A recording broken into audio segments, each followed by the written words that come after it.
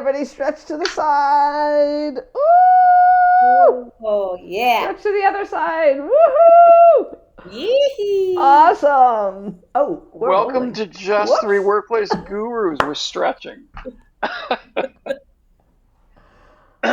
Actually, welcome, guys. We're glad to have you. This is a special episode of Just Three Workplace Gurus where Vivienne is going to do an ergonomic evaluation for Amy and for me. And you may notice more than one camera because we're going to turn a second camera on so she can evaluate us. Just a note that for our listeners who don't view, we're going to do our best to describe what you would be seeing if you were watching the video. Um, uh, we'll try our hardest, but we are on camera, so we're going to see what we're going to see. Anyway, just a reminder that I'm Mike. I'm Amy. And I'm Vivienne. And I've been threatening to do this for a long time. You have. And Mike and Amy, you finally like, okay, I cry uncle, let's do it. Well, So, in full disclosure, we've had a couple of false starts because of one camera issue or another trying to figure out how to do this. this is true. But I'm very But we're excited here. We're to doing it. do an ergonomic evaluation. Now, some of you might be like, an ergonomic what? A who? What? So, as you know, I'm the one of the three gurus, the Ergonomic and Wellness Guru. So, ergonomics is really simple. Just to give everybody a crash course on this, ergonomics is the art of making work comfortable. So, a good analogy I like to give is if you're riding a bicycle, chances are you're going to take your bike and adjust the seat, and maybe you'll adjust the handlebars, and you're going to make the bike fit your body so that you're not, having pedals that are too high and scrunching your legs up, or too low and you're overstretched, or, putting your back in awkward positions, etc. So, very same thing applies for when we work, wherever it is we're working. And so, what we're going to do today is just do a quick look at you, Amy, and then you, Mike, and kind of first address if you're having any discomforts in the first place. And then just kind of take a quick peek at your home setups here and see if we see any, what I call ergo traps that you might be falling into. And then we'll see what kind of quick fixes, quick explanations, and hopefully everybody who's listening or watching will glean something out of this so that you could feel better when you're working too, or avoid problems down the road. The downside, of course, is that we've both known Vivian for a really long time, so we have fairly good setups. No, that's good, but even I, there are times that I'll be sitting there writing ergonomic content in a cafe on a laptop, hunched over, thinking, oh, I'm the biggest phony and fraud that ever lived. But I will start to feel it. Like, so my own body is now, I bumped into this field because of my own injuries, which I've been long cleared of for, decades now. But I can still get myself into trouble. So, Amy, let's start Well, with you. don't you think it's always about getting a little perspective? Like, somebody sees something that you're doing that you don't even recognize you're Yes. doing. So it's much I think easier for me to see you than yeah, me to see myself. Always, always, yeah. always, I mean, always. I've alluded to the fact that I've done sort of informal evaluations before where someone says, "Oh, I have this problem, I have this problem," and I spend 5 minutes adjusting their monitor and their keyboard and their chair, and it's like the world has completely changed But for it them, has completely changed. That's the It thing. has. Ergo Yeah, is I had a super. woman stand up from her monitor one time.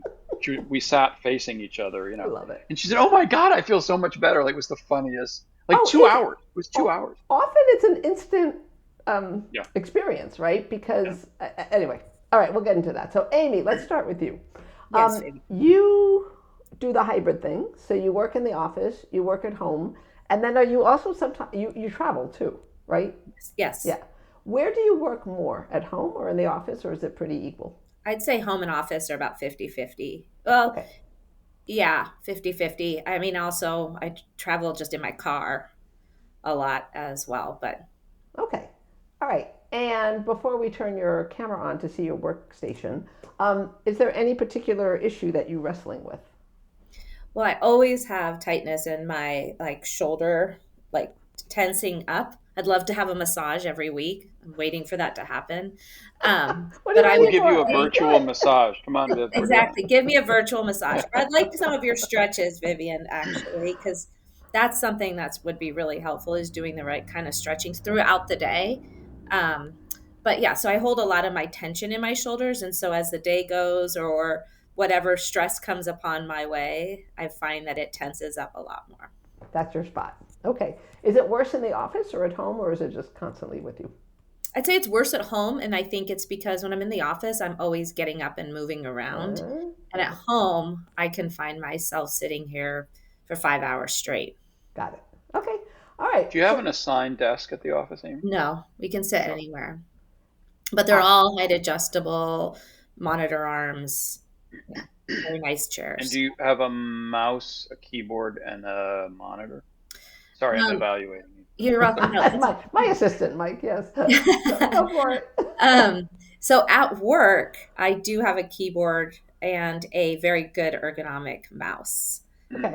At home, I utilize my laptop keyboard, and I do not have, Vivienne's going to die because I know what I'm supposed to be using versus what I'm using, but I just have a standard mouse at home.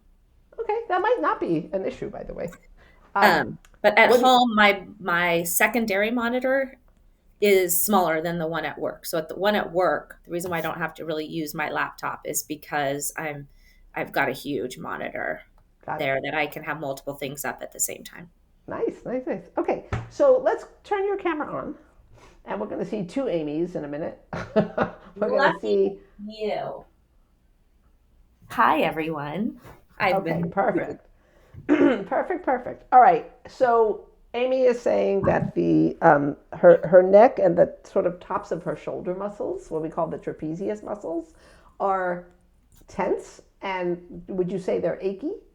Yes. Yes. Okay. Does it ever give you headaches? I don't believe so. Okay. And is one side worse than the other? Yes. My right side is definitely more tense than the left. Okay. All right. So anybody who is watching will be able to see in a minute what I'm going to talk about. If you're listening, what we see is Amy sitting in a very nice looking chair at a desk that is a sit-stand desk. And then she is reaching slightly forward to her keyboard. She has a laptop, like you just said, that you're typing on the keyboard of the laptop. You have a mouse to the right of you, and then you have a pretty decent sized monitor straight ahead of you. So go ahead and just type something, mouse something just for a moment so we can just kind of see you in action. And let me describe to you, Amy, and to anybody listening what I'm seeing. So Amy, can you back away from the desk for a second and drop your hands in your lap? Okay. So everybody who's listening, actually, and even if you're watching, I'm going to invite you to do the same thing. Just drop your arms at your sides because, and I'm going to stand up if you can see me, but when you drop your arms at your side, they're just going to hang straight down, right? So the elbow is going to be directly under your shoulder. And where your elbow is now, Amy, is where your elbow needs to be when you're typing. So now I have this beautiful plumb line that we're seeing that Amy's ear is now well aligned over her shoulder. Her shoulder is now well aligned over her elbow, and her elbow is close to her side, right? That's the natural position of the body. And Mike, this is no fair because you're getting a head start. So you're going to change things. I know it by the time we get to you. I'm going to pretend I'm not listening at all. Cheater. So what I'm going to ask you to do now is kind of wheel yourself up to the desk where you were before. And just by virtue of putting your hands on the computer, I can guarantee this is probably not where you normally sit, because 2 minutes ago, what was happening is your arms were stretched forward and your elbow was pulled in front of your body, right? And yes. So it wasn't that far forward, but forward enough that you're going to engage these shoulder trapezius muscles up here, right? And now if you go to reach for your mouse, which is even further away, your arm is fully extended now, yes. Right? So even though you're resting on a surface and it can be a false read because you're like, well, my arm is relaxed, but your shoulder muscles are engaged, right? Yeah. So let's start with the mouse first. What would happen if you pulled it towards your body so that reach is gone? Okay, now Amy has a look on her face being like, I don't know about this. No, I actually feel very freeing. It is freeing because now your arms can just kind of like be in their normal spot. Yeah. But it looks to me like you have a hard edge of a desk now under your wrist. I do. I feel like now my desk might be too high. It is. Yeah. And so for anybody listening, watching, Sometimes when our desk is too high, we compensate by reaching forward, because otherwise you're going to literally get a corner digging into your arm or your wrist, and it's uncomfortable. So we just sort of get things like, instead of us adjusting our workstation, we start to accommodate a setup that's not working. So it was a sort of backwards workaround, right? Can you get the desk a little bit lower? Yes. Okay, so Amy's now lowering it. I'd say you lowered it now a good couple of inches, probably. Oh, for sure. Yeah, probably 3 or 4 inches. Now go to tight. All right, so notice that, yeah, so Amy just did something great. She just went to type. Her elbow was a little bit forward. She pulled her laptop keyboard towards her. But there's a problem. You have a trackpad in front of your keyboard on your laptop. Look Yes, down I at your do. laptop. Yeah, but I don't use it. Yes, you don't use. So almost, I think every laptop has either a trackpad or the little glide point thingy, but there's extra space between you and the keyboard. And so if you use an external keyboard, right, and get yourself like a little mini keyboard, I would recommend one without a number pad so that you can keep the mouse close to you. But if you just for now pull your laptop even closer, you're going to have overhang. But you see where your keyboard is now? Yes. Now your elbow is directly under your shoulder, and that is a thing of beauty. It is. You It's a look big comfortable difference. now. It's a Yeah. huge You look difference. comfortable. Yeah, you really do. It's a Well, really big difference. a big difference also that I'm noticing is that my back is getting more support, because I was probably leaning forward and not getting the benefits of an amazing ergonomic chair with You see? lumbar support. I feel the lumbar support more this But way. that's true. If you're reaching forward, you're pulling your whole body off the back of the chair. Even if it's like small degrees, all of that matters, because you're not doing this for 5 minutes. You're doing this for hour after hour after hour. And you just kind of said, hey, at home, I don't have the natural breaks that I do in the office because you're getting up and down all the time. Mm-hmm. So at home, we have to be a little bit more careful to take those breaks. And I can fall into that also. I just get in the zone, and the next thing I'm like, oh my God, what? It's after lunch? No wonder I'm hungry. Anyway, so for you, I think it's pretty simple. If you wanted to, and you don't mind that overhang, you can keep your laptop as is, just make sure to pull it closer. Or, what's probably a little bit more preferable, is to either take your keyboard back and forth between home and the office, or invest in a second keyboard, right? Yes. The mouse you're using, I don't see as inherently problematic. If you like the one at your office better, why not either take that back and forth or get a second one? Mm-hmm. Or if you're using this one, in my opinion, it was just too far away from you. Got it. Right? Yeah, I do like this one in the sense that, like, I don't have huge hands, and a lot of the ergonomic ones that I've used seem to be big. Yeah, this one actually looks pretty good, right? And then as you go to mouse, just kind of move the mouse around. Just a reminder, you don't want to move just from your wrist, okay? So what you're going to want to do is just move that hand and arm, and you might be like, but you just told me I can't reach. What are you doing? But you actually want to invite some movement into the arm. So as you're typing, as you're mousing, it just has to be in a mid-range of motion where things stay close to the body. So are you trying to engage like kind of your bicep muscle as your movement? You're actually engaging your shoulder muscles, which is going to sound backwards, but my shoulder has tension. One of the reasons it has tension is because you were reaching too far forward, but there's also something called static loading in muscles. And when you don't have enough movement, right, you had a bad position, but it was stationary and static. So we're actually going to invite a little bit of movement into the shoulders so that you're not working in just one position the whole time, right? And what you're going to find is that's probably going to start to really relieve that tension for you. Great. My work here is done, people. Look how easy. I love it. Look at that. That was like easy peasy, man. Next, I'll have to work on camera angles, but we'll get to that later.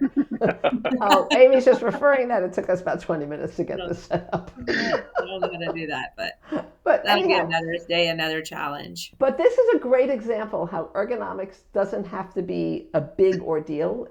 But ergo is precise. And the reason it's precise is because your body's structure is precise. So there are certain things that keep us in what we call a natural alignment of the body versus awkward, right? And so as we you learn to use ourselves with our body the way it's meant to be and built, that's when your body is forgiving and it cooperates and it's like, cool, let's do this. When you start to just use the body in a way it wasn't designed for, that's when it barks at you, right?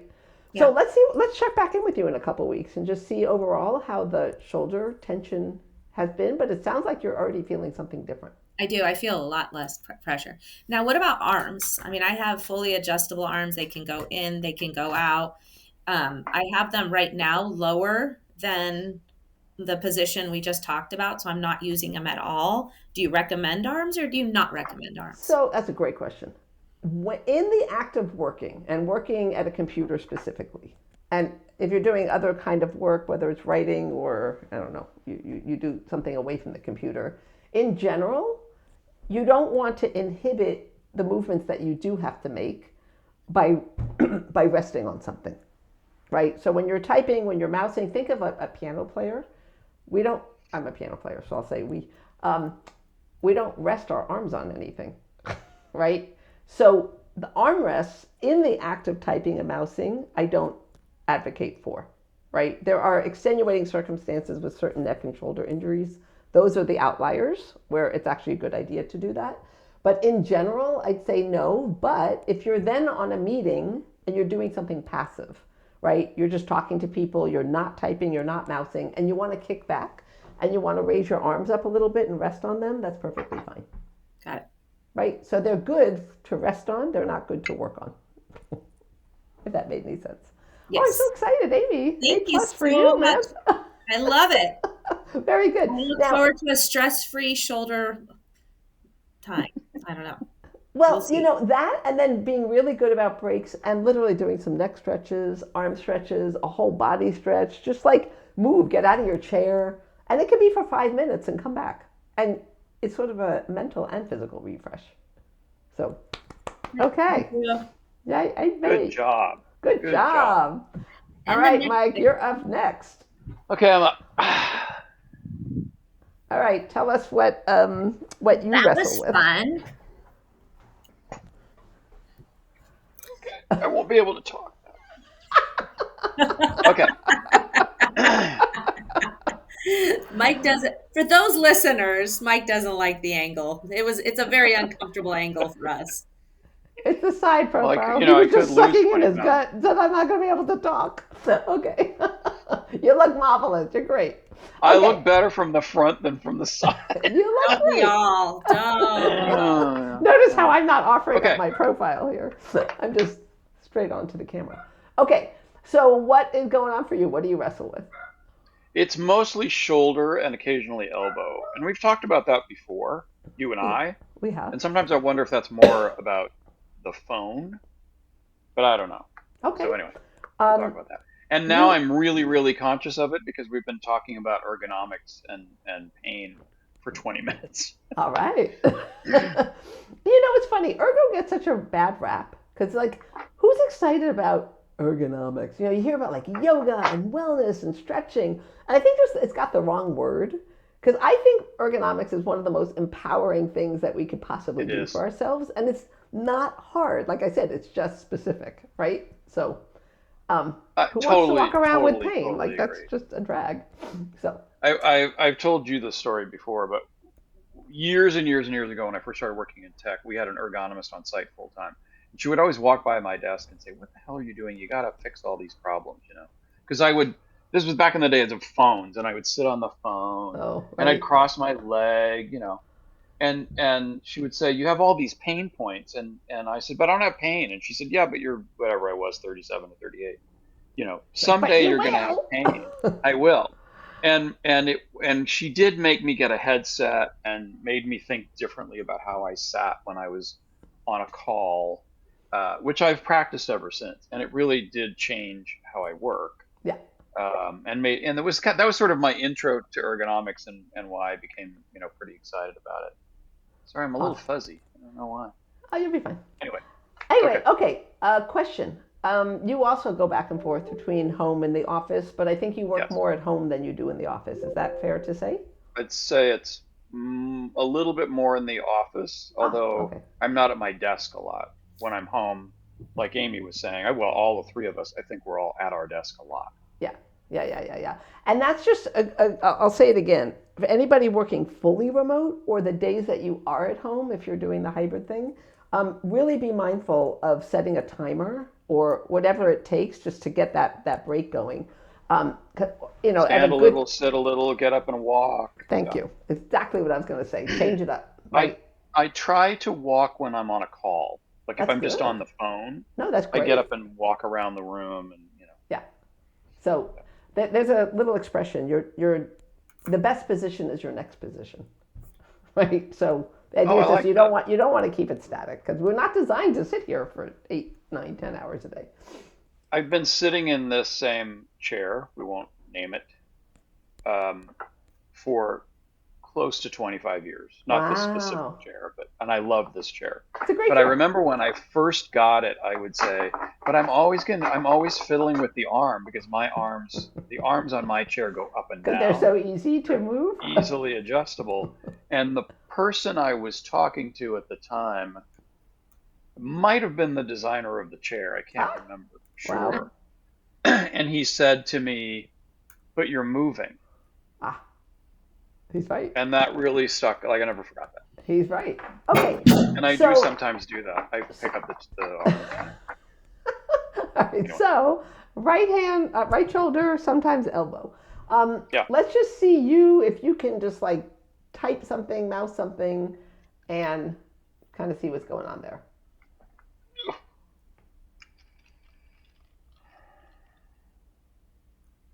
I feel like mousing it's a little too far away. And I have a number pad on my keyboard. Do you use the number pad Yes. a lot? Yeah.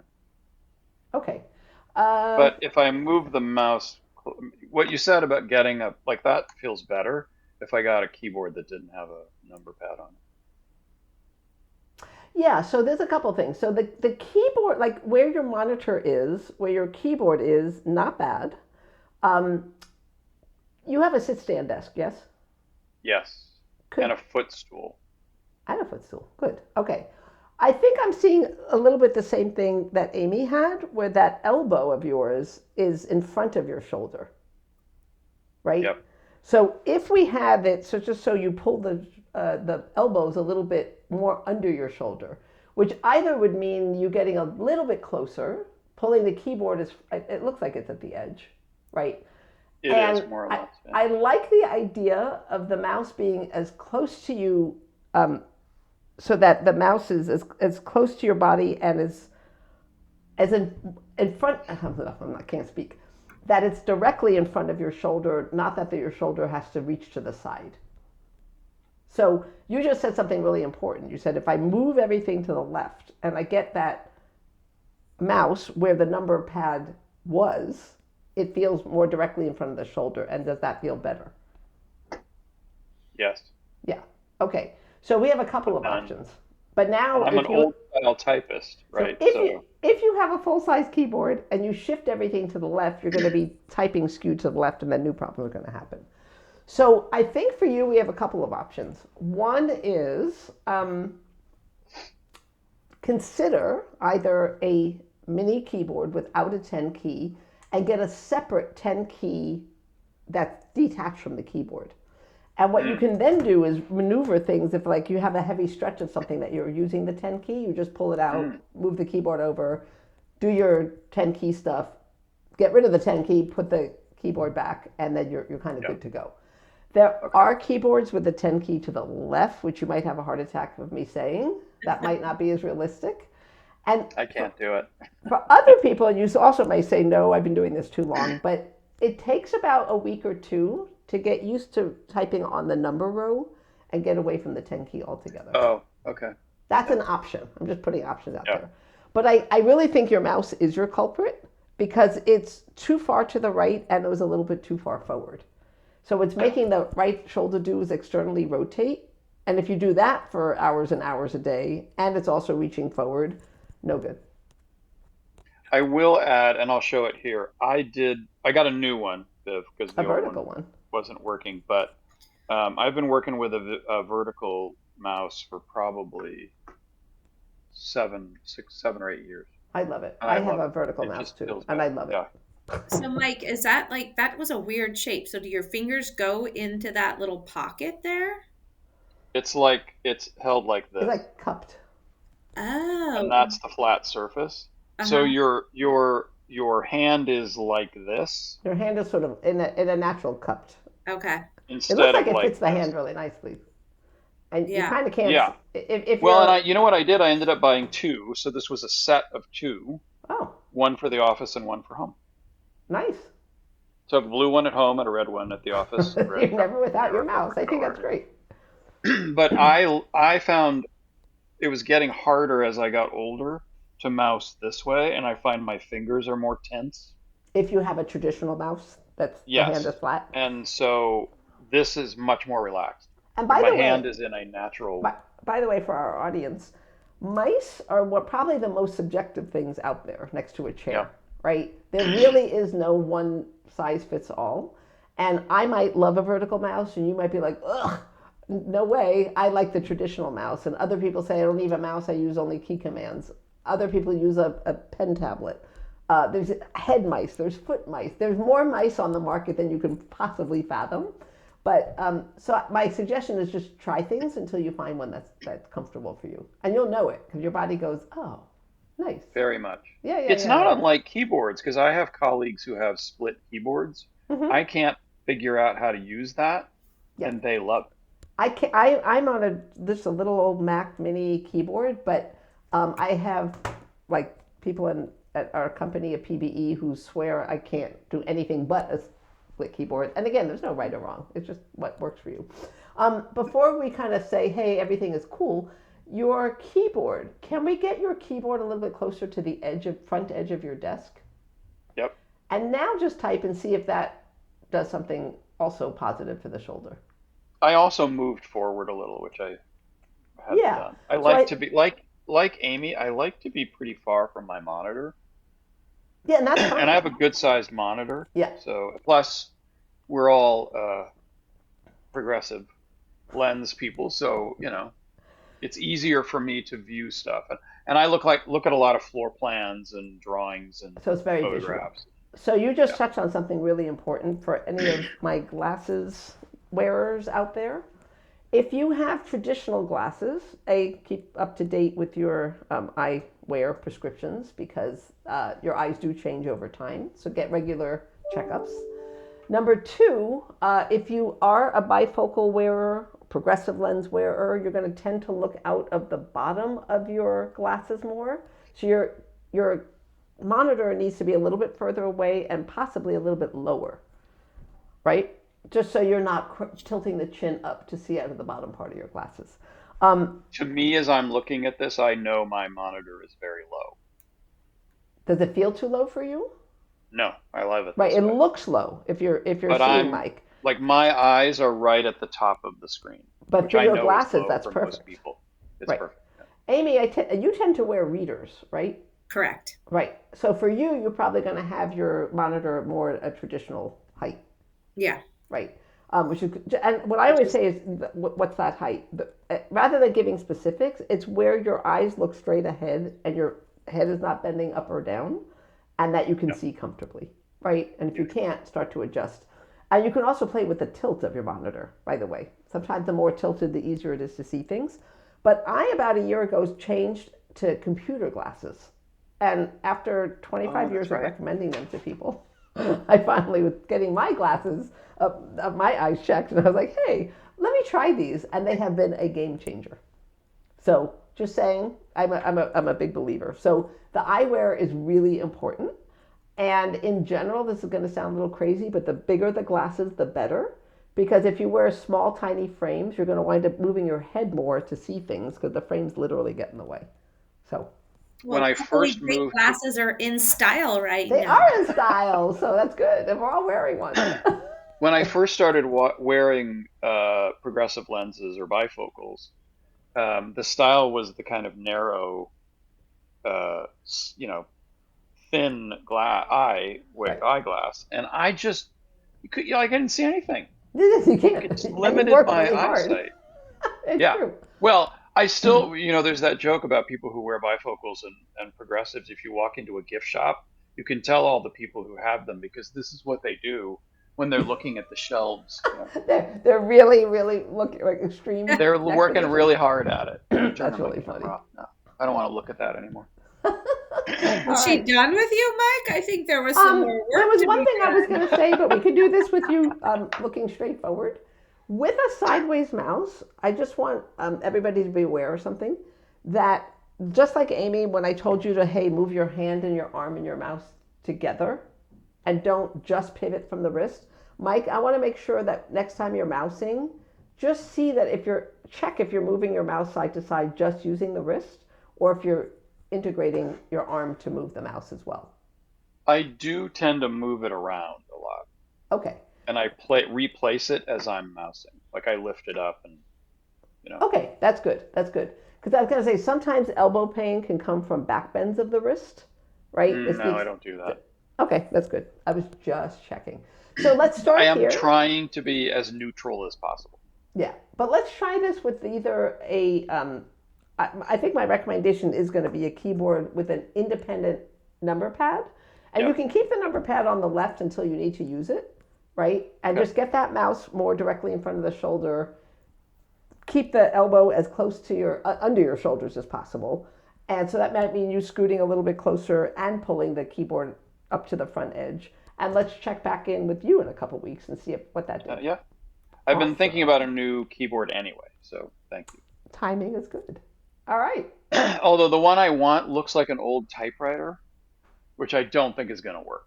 Like, I don't know that I should do that. A keyboard that looks like an old typewriter? What's the draw to it? Why do you think you want that?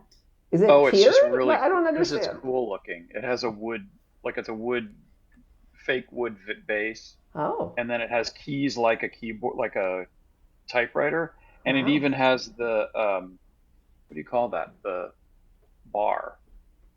The return? Space bar? The return bar. The return bar. Yeah. Wow. So, it's very cool. I saw one online. I'm like, oh, you know me. I love antiques and cool old things, and I really love that idea. Let's ask the ergonomists. Do we want good-looking things or functional things? You want functional things, but if they happen to be good-looking, it's a bonus. And by the way, if you guys are seeing a cat tail in the picture, this is my cat being like, hey, dinner time. What are we doing? I was going to comment on that because Ergo, feed me. First went in, it was a little weird looking. Like, what is that? It's the cat, my boss.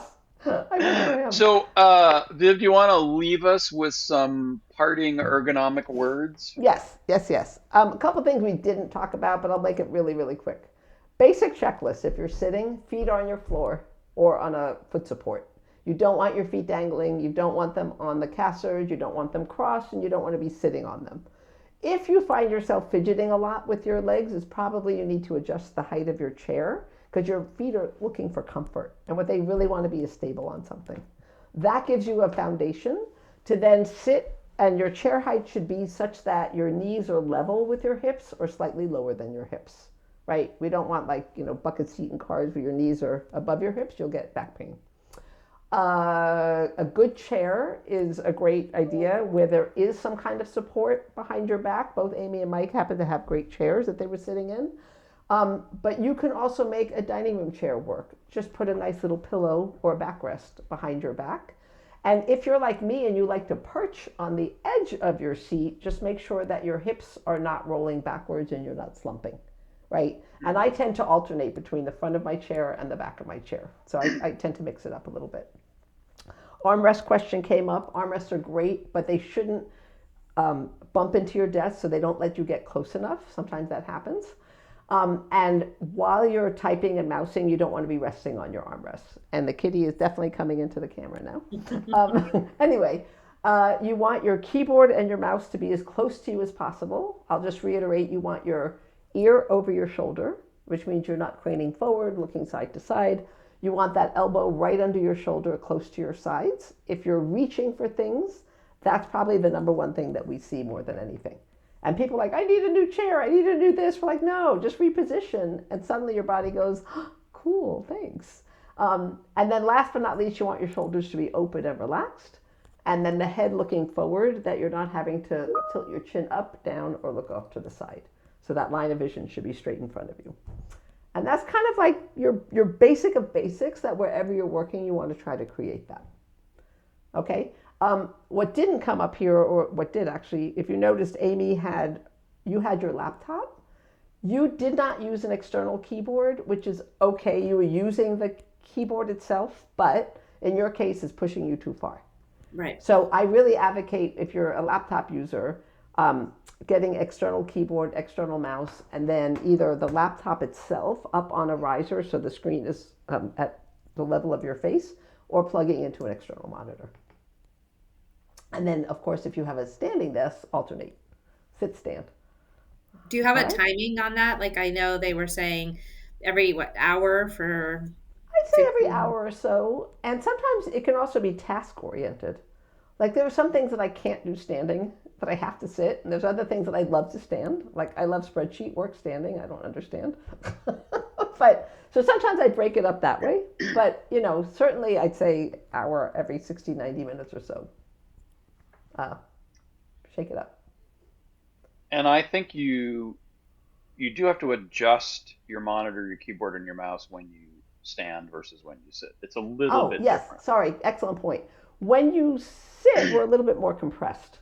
So you may find that when you stand, you may just either need to tilt your monitor a little bit more, or if it's adjustable, raise it just a little bit. Because we tend to be a little bit more, our spine elongates when we stand. So, thank you. Awesome. Sure. Awesome. Okay, so you two are going to be as good as new. And, that was really good. That's awesome. Yeah. Thank you. Awesome, it was really awesome. good. All There was right. a lot of good lessons in And it. for listeners, if you have questions, ping us. Our information is in the program notes. And love to hear comments and feedback and see what works for you guys. Thank you. All right. Thank you. Thank you. Thanks, everybody, for listening. Don't forget to like and subscribe, and we'll talk to you again soon. Okay. Bye.